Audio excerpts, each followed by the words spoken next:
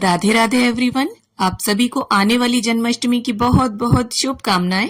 तो भाद्रपद मास के कृष्ण पक्ष की अष्टमी तिथि को जन्माष्टमी का त्योहार मनाया जाता है और हर साल जन्माष्टमी के दिन भक्त बड़े ही धूमधाम से जन्माष्टमी का पर्व मनाते हैं और श्री कृष्ण जी के मनमोहक बाल स्वरूप की पूजा करते हैं। तो जन्माष्टमी का भले ही आप व्रत करें या ना करें, पर सभी को श्री कृष्ण जी का लड्डू गोपाल जी का पूजन अवश्य करना चाहिए। तो आज की इस वीडियो में मैं आपको दिखाने वाली हूँ कि अगर आपके घर पर लड्डू गोपाल नहीं है, तब किस प्रकार आप जन्माष्टमी पर श्री कृष्ण जी की पूजा करें और इस आनंददायक त्योहार को मनाएं। तो देखिए, इस पूजा को आप अपने घर के मंदिर में भी कर सकते हैं। मंदिर को अच्छे से डेकोरेट कर लें और यहाँ पर मैंने अलग से डेकोरेशन की है, एक चौकी लगा ली है और थोड़ी बहुत लड़ियों से डेकोरेशन कर ली है। आप लड़ियों से, बैलून से या लाइट से, जिससे डेकोरेशन करना चाहते हैं उससे डेकोरेशन करें। और यहाँ पर मैंने चौकी के ऊपर हरे रंग का वस्त्र बिछाया है, आप पीले या लाल रंग का वस्त्र भी बिछा सकते हैं। अब इसके बाद अक्षतों का या फूलों का हमें आसन देना है और श्री कृष्ण जी का जो भी फोटो है आपके पास, चाहे बाल्यावस्था का हो या युवावस्था का या राधा रानी के साथ, आप उन्हें विराजमान करके पूजन कर सकते हैं। अब इसके साथ ही गणपति जी को भी हम अक्षतों पर विराजमान कर लेंगे और कन्हैया जी की प्रिय वस्तु बांसुरी उनके समीप रख देंगे और गौ माता को भी।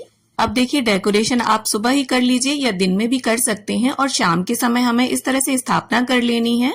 और मंदिर में अगर पूजा कर रहे हैं तो मंदिर को भी अच्छे से डेकोरेट कर लीजिए। अब हमें क्या करना है, करीब शाम के 7 बजे के आसपास आपको एक लाल या पीले रंग की चुनरी लेनी है।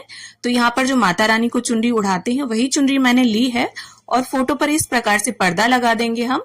अब अगर देखिए आपको डंठल वाला खीरा मिल जाता है तो वो एक खीरा लें और यही फोटो के समीप रख दें और इसके साथ ही 1 रुपए का सिक्का या चांदी का सिक्का भी रख सकते हैं। और देखिए, सभी मंदिरों में भी कृष्ण जी की मूर्ति के सामने इस समय पर्दा डल जाता है। अब देखिए, जब 12 बजे जन्म होगा श्री कृष्ण जी का, तब तक हमें यहाँ की किसी भी वस्तु को बिल्कुल भी हिलाना डुलाना नहीं है। और 7 बजे से 12 बजे तक की बीच की जो अवधि है उसमें आप लोग भोग प्रसाद बना लीजिए, खाना वगैरह बनाकर मंदिरों में घूमकर आ जाइए, क्योंकि जन्माष्टमी पर मंदिरों में काफी सुंदर सुंदर झांकियां सजी होती हैं। और 12 बजे जब मंदिरों में शंखनाद होने लगे, घंटे घड़ियाल बजने लगे, फिर इसके बाद ताली बजाकर, घंटी बजाकर या शंख बजाकर हम लड्डू गोपाल का जन्म कराएंगे।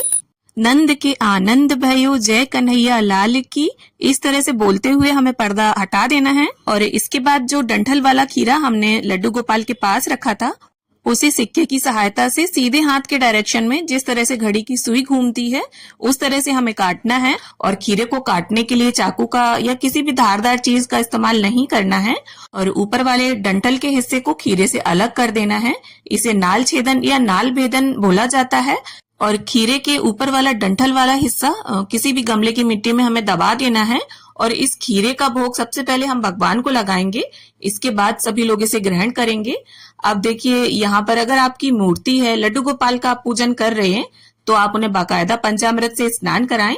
और यहाँ पर मैं सांकेतिक पंचामृत स्नान करा रही हूँ, तो इस प्रकार से 5 या 7 बार घुमाते हुए सबसे पहले गणपति जी को हम स्नान कराएंगे और इसके बाद इस पंचामृत में एक तुलसी का पत्ता डालेंगे। देखिए, गणपति जी को जब स्नान कराएंगे तो हमें तुलसी का पत्ता नहीं डालना है। और इसके बाद बाल गोपाल की छवि के आसपास 5 बार घुमाते हुए स्नान के भाव से पंचामृत सांकेतिक स्नान करा लेंगे।